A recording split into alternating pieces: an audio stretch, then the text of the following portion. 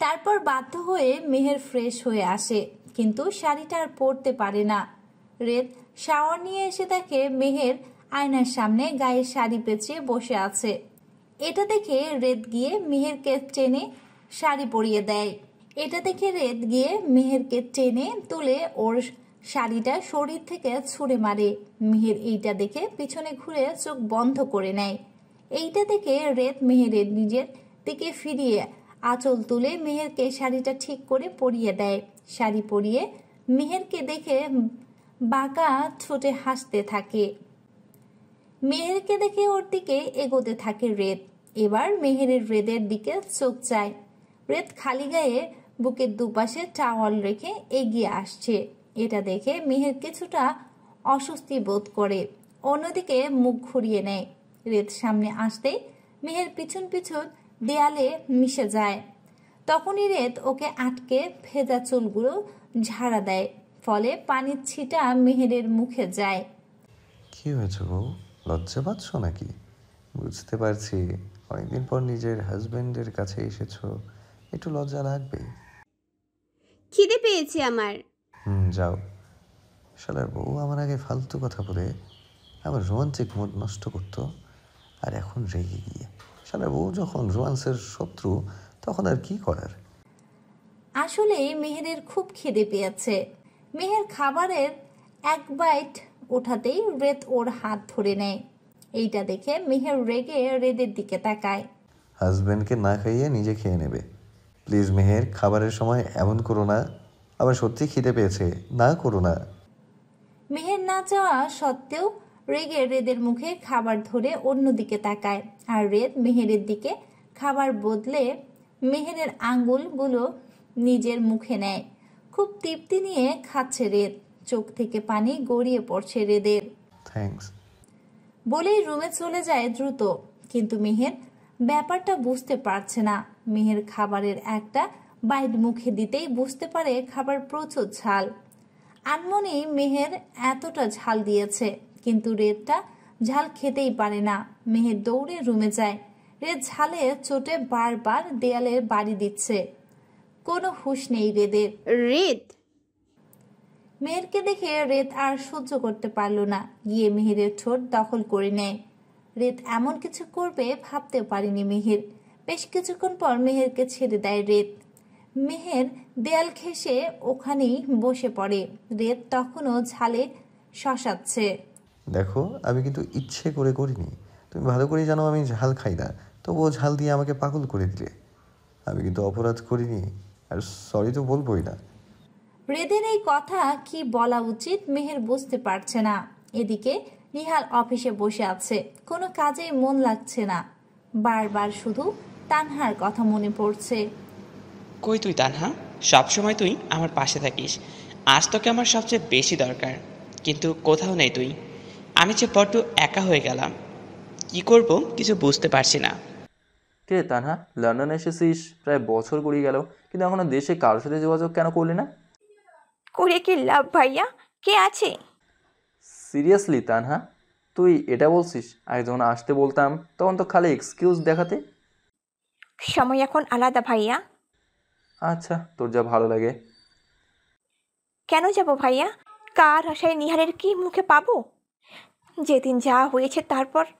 সেদিন যখন তানহার টেবিলের দিকে দেখে, তখন টেবিলে একটা ঔষধের পাতা দেখে, যেটা নিহাল পানির সাথে খেয়েছে। সেটা স্নায়ু শিথিল ঔষধ ছিল।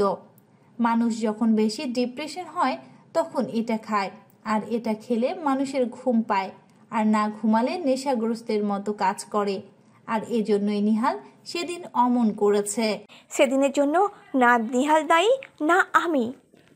আর আমি চলে আসতেও ও কিছু মনে করবে না, কারণ রাতের কিছুই মনে নেই নিহালের।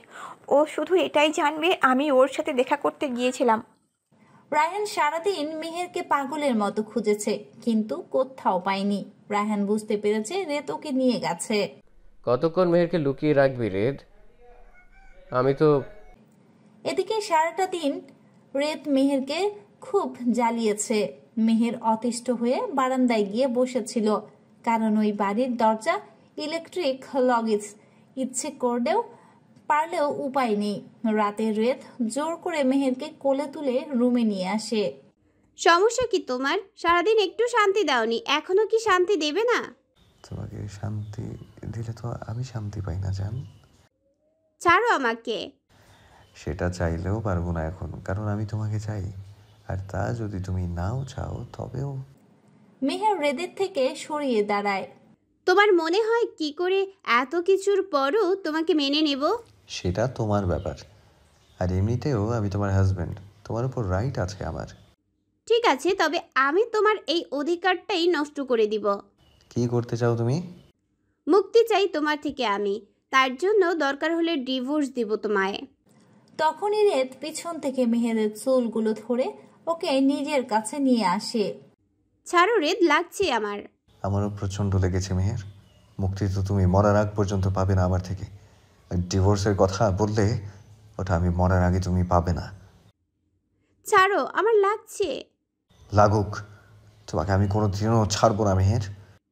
তুমি কখনো বদলাতে পারো না রেদ, তুমি বরাবরের মতো স্বার্থপর, শুধু নিজেরটাই বোঝো। ঠিক বলেছ, আমার সবটা আমার চাই। আর তুমি শুধুই আমার মেহের, আর কারো নাও। তার জন্য আমি নিজেকে যেমন শেষ করতে পারি তেমনি তোমাকেও। আমার উপর কোনো রাইট থাকতে পারে না তোমার। তোমার উপর অধিকার আমার চেয়ে বেশি কারোর নেই। তুমি সবটাই আমার মেহের। আমি মুক্তি চাই। দেব, কিন্তু আমাকে যদি তুমি আমার অধিকার দাও। মানে? মানেটা খুব সিম্পল মেহের, তোমাকে চাই আমার। কোনো দিনও না। সেটা আমি তোমার থেকে জানতে চাই না। অনেক মূল্য দিয়েছি তোমার কথার, আর পারবো না। যা চাই তা তো চাই। রে আর কিছুই বলার সুযোগ দিল না রেদ। নিজের অধিকার ঠিক নিয়ে নিল মেহেরের কাছ থেকে। সকালে ঘুম থেকে উঠে মেহের রেদের পাশ বসে কাঁদতে লাগলো। তুমি কোনো দিনও বুঝলে না আমার রেদ, কোনো দিনও আমার কথার কোনো মূল্য তোমার কাছে ছিল না রেদ, আর আজও দিলে না। সারা জীবন ভালোবেসেই গেলে, কিন্তু ভালোবাসাকে আগলে রাখতে পারোনি। তারপর কিছুক্ষণ মেহের রেদের ঘুমন্ত মুখের দিকে তাকিয়ে থাকে। খুব নিশ্চিন্তে ঘুমিয়ে আছে রেদ। সবসময় শুধু নিজের জোরটাই তোমার কাছে সব, তাই না? কালকে তুমি বলেছিলে আমার মুক্তির বিনিময়ে তোমার অধিকার। তাহলে ঠিক আছে, তুমি তোমার অধিকার জোর করে নিয়েছো, এবার আমি আমার মুক্তিও নিজ থেকেই নেব। সকালে ঘুম থেকে উঠে রেদ মেহেরকে চারদিকে খুঁজতে লাগলো, কিন্তু মেহেরের কোনো খোঁজ পেল না। তখন টেবিলের উপর একটা কাগজের পাতা দেখতে পেল, তাতে লেখা। রেদ কি করে সম্বোধন করব জানি না, শুধু এটাই বলতে চাই আমি চলে যাচ্ছি। তুমি তোমার অধিকারের বিনিময়ে আমাকে মুক্তি দিবে বলেছিলে। যাই হোক, আমি না দিলেও তুমি জোর করে নিজেরটা বুঝে নিতে। একটা বারও আমার মনের কথা জানতে চাওনি, একটা বারও এটা ভাবোনি তোমার এই জিনিসটা আমাকে কতটা কষ্ট দিতে পারে। আমি এটা খুব ভালো করেই বুঝতে পারছি। তোমাকে ভুলে যাওয়া চাইলেও আমার পক্ষে সম্ভব না, তাই মিথ্যে বলবো না তোমায় ভুলে ভালো থাকবো, কিন্তু এটাই বলবো তোমাকে ছেড়ে আমি শান্তিতে থাকতে পারবো। তুমি তোমার অধিকার পেয়ে গেছো, আর আমি আমার মুক্তি পেতে চাই। আমার মুক্তি চাই রেদ, তা যেভাবেই হোক। এখন তুমি আমাকে যদি না দাও, মৃত্যুটাকেই আমি আমার মুক্তির পথ ভেবে নেব। বলেছিলে না আমি মরে গেলে তুমি ছাড়বে, তাই আমি মৃত্যুকে তোমার থেকে দূরে যাওয়ার পথ হিসেবে বেছে নিলাম। এখন বাকিটা তোমার ইচ্ছে। আজ আমি তোমাকে বলছি, যদি আমাকে জীবিত দেখতে চাও তবে আর আমার সামনে এসো না। মনে করো এটাই আমার শেষ চাওয়া। ইতি। নিজেকে কি নামে ডাকবো বলতে পারলাম না, কারণ তোমার কাছে ভালোবাসার চেয়ে খেলনাটাই বেশি ছিলাম। মেহের। চিঠিটা পড়েই রেদ ধপ করে মাটিতে বসে পড়ে। কি বললে তুমি এটা মেহের?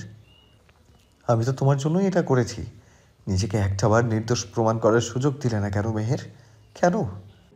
চিৎকার করে অঝরে কান্না করছে রেদ। এটা যদি তোমার আমার থেকে শেষ চাওয়া হয় তবে আমি তা অবশ্যই পূরণ করব।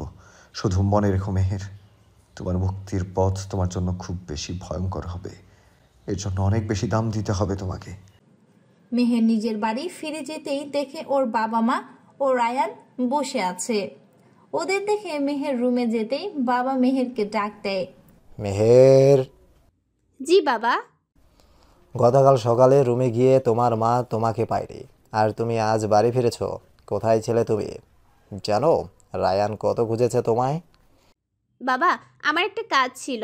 কি এমন কাজ যে আমাদের বলে যেতে পারোনি? আমি রুমে যাচ্ছি। মেহের। থামুন আঙ্কেল, ওকে ওর মতো থাকতে দেন। কিন্তু কোনো কিন্তু নয়। ঠিক আছে। আমি খুব ভালো করেই জানি মেহের কোথায় আর কার সাথে ছিল।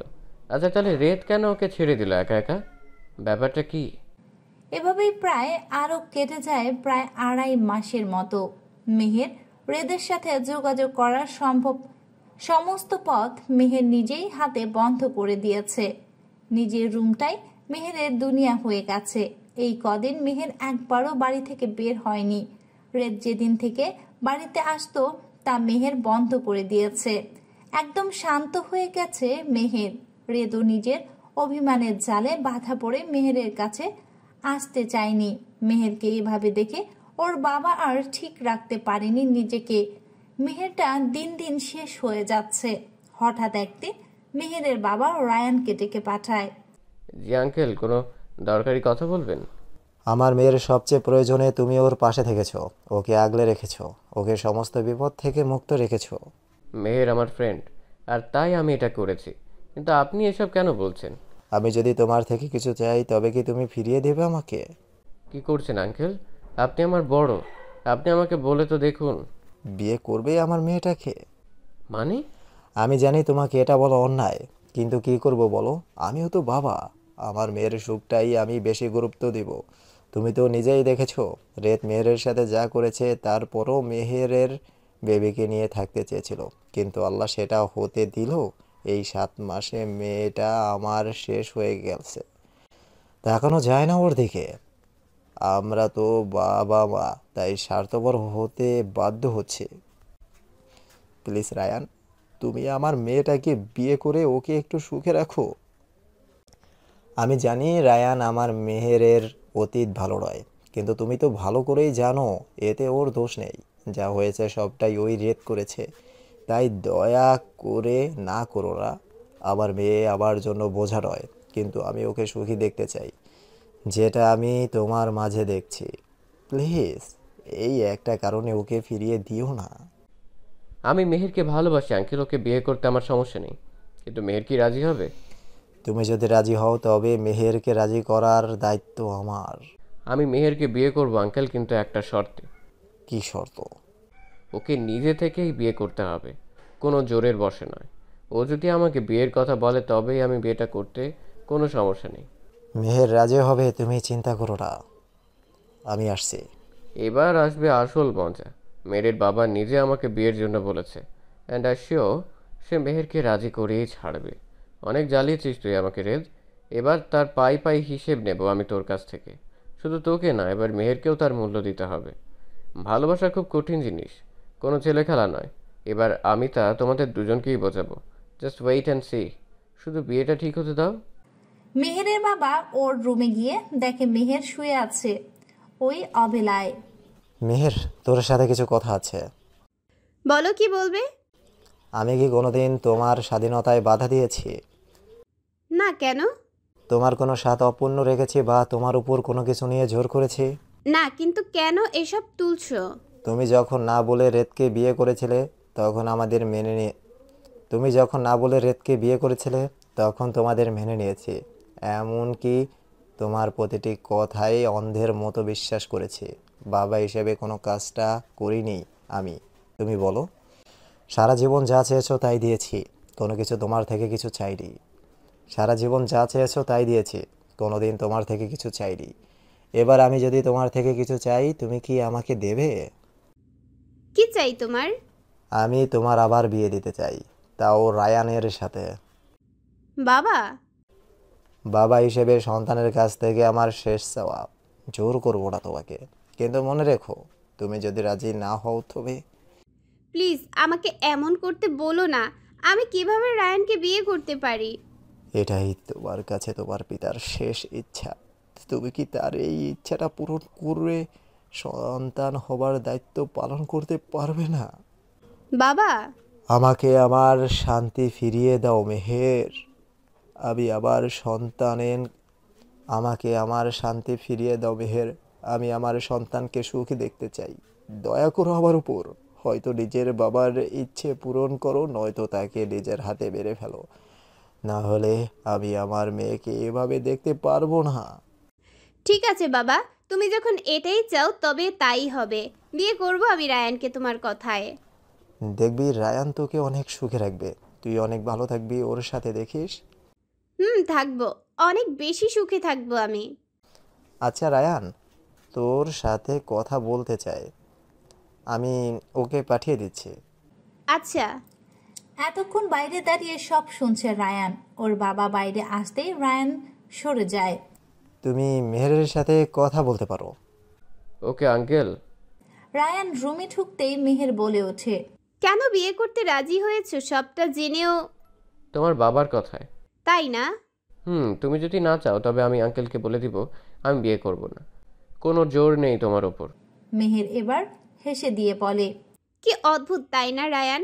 রেদ জোর করে না, তুমি জোর করো না, বাবাও জোর করে না, কিন্তু তবুও তোমাদের কথা মেনে নিতে আমি বাধ্য থাকি। দেখো মেহের, আমি বলেছি তো তুমি না চাইলে কিছুই হবে না। এখন কি তুমি রাজি নাকি না শুধু সেইটা বলো। কি হলো, মানেটা কি? আমি না ধরবো ওকে? আমি রাজি রায়ান, আমি রাজি। এটাই শুনে রায়ান বাঁকা হেসে বলে, আমি জানতাম মেহের তোমার উত্তর এটাই হবে। ঠিক আছে, তবে একটা কথা মনে রেখো, যেহেতু আমাকে বিয়ে করতে যাচ্ছ, এখন থেকে তোমার মনে আর মুখে যেন শুধু আমার নাম থাকে। মেহেরের কপালে আলতো চুমু দিয়ে চলে যায়। মেহের রায়ানের এমন আচরণে আকাশ থেকে পড়ে, কিন্তু ওর কিছুর করার নেই। কেন বারবার আমাকে এসব সহ্য করতে হবে? কি পাপ করেছি আমি? মেহের বাইরে গিয়ে দেখে বিয়ের ডেট ফিক্সড করা হচ্ছে। 3 দিন পর বিয়ে, আর তার পরের দিন শুক্রবার বিয়ে। আমি আর দেরি করতে চাই না।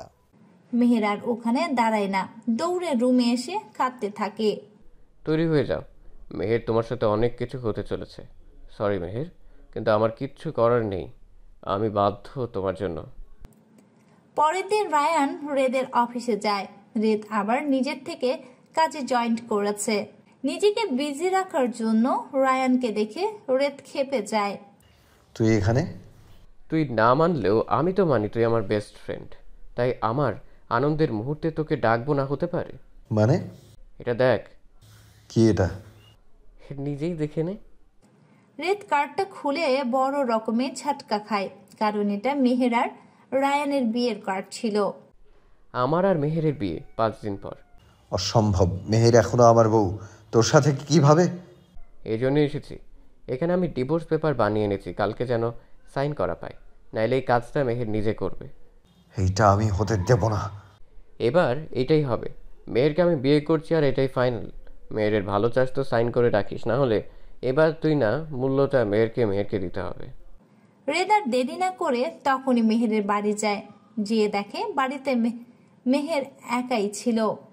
মেহেরের মা বাবা বিয়ের কেনাকাটা করতে গেছে। মেহের নিজের ঘরেই ছিল। রেদ গিয়ে মেহেরকে একটা থাপ্পড় মারে। মেহের ব্যালেন্স করতে না পেরে বিছানায় পড়ে যায়। এসবের মানে কি? কয়দিন আমি কিছু বলিনি বলে কি ভেবেছো তুমি? যা ইচ্ছে তাই করবে? তুমি আইনত আমার স্ত্রী মেহের।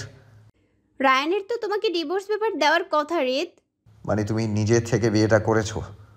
আমাকে তুমি ছাড়া কেউ জোর করে না রেদ, আর কখনো করবেও না। দয়া করো আমার উপর আর ডিভোর্স পেপারে সাইন করে দাও। মেহের তুমি? আমি এই সম্পর্কে থাকতে চাই না। রায়ানকে নিয়েই সুখে থাকতে চাই, আর বিশ্বাস করো ওকে নিয়ে ভালো থাকবো। তাই প্লিজ আমাকে একটু সুখে থাকতে দাও। রেদ চেয়েও কিছু বলতে পারল না, চলে এলো ওখান থেকে। রেদ যাওয়ার পর মেহের মাটিতে বসে পড়ল। এতদিনে রেদের শূন্যতা ওর মন লাগছে, কিন্তু আজ চেয়েও যেতে পারছে না সে রেদের কাছে। এভাবেই কেটে যায় আরো 2 দিন। কাল মেহের আর রায়ানের এঙ্গেজমেন্ট। মেহের নিজের রুমে বসে চোখের পানি ফেলতে থাকে। তখন হঠাৎ কোথা থেকে কতগুলো ইঁদুর দেখতে পায়। মেহের ইঁদুর প্রচন্ড ভয় পায়। ইঁদুরগুলো দেখে ওর প্রাণ হাতে চলে আসে। ও কোনো কিছু না করেই হয়ে দাঁড়িয়ে আছে। যেই না ইঁদুরগুলো কাছে আসে তখনই মেহের পাগলের মতো চিৎকার করতে থাকে। তখনই রায়ান আসে। কি হয়েছে, চিল্লাও কেন? উন্দুর। কি? উন্দুর? কি? উন্দুর। ইঁদুর? তারাও এগুলো। রায়ান একটু মুচকি হাসে, তারপর ইঁদুরগুলো তাড়িয়ে দেয়। মেহের দেয়াল ঘেঁষে চোখ বন্ধ করে দাঁড়িয়েছিল।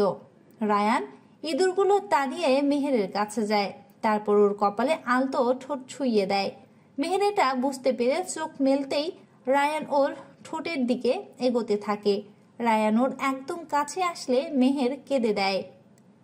মেহেরের দুহাত দিয়ে রায়ানকে আটকানোর চেষ্টা করলে রায়ান খুব জোরে মেহেরের হাত ধরে মেহেরকে দেয়ালে মিশিয়ে নেয়। মেহের রায়ানের দিকে তাকাতেই পারছে না। ও নিচের দিকে তাকিয়ে কাঁদছে আর নিজেকে ছাড়ানোর চেষ্টা করছে। রায়ান এক দৃষ্টিতে ওর দিকে বাঁকা ঠোঁটে হাসছে, কিন্তু মেহেরের আড়াল। তারপর রায়ান মেহেরের খুব কাছে গিয়ে বলে,